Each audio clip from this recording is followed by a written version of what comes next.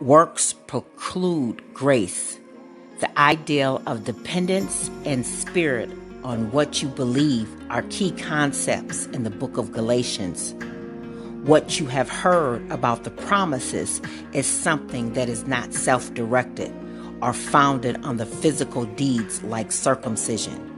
Two different ways of thinking are involved. Therefore, the risk of reflecting on what you did is that it causes you to think in a way that is not grace, because it precludes, it prevents you from receiving grace. When you think or act in a way that is not grace, that is the result.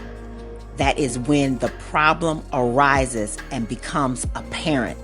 It is because you're focusing on your actions rather than your dependence on Christ. What you have heard is no longer the main focus of your attention.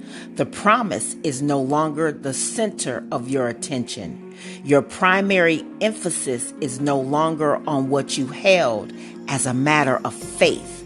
The dilemma arises from the fact that you excluded Christ from the conversation and lacked the expression of the Holy Spirit in your daily deeds.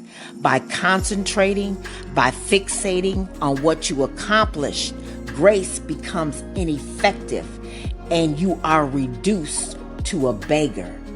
Pay close attention to that and let that resonate. Your human efforts are equivalent to working, laboring, and struggling and toiling to achieve something rather than being blessed by God.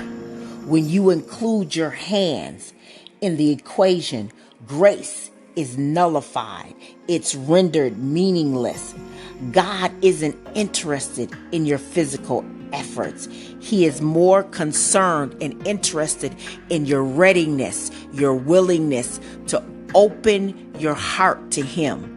The danger of not living by grace is relying on our hands.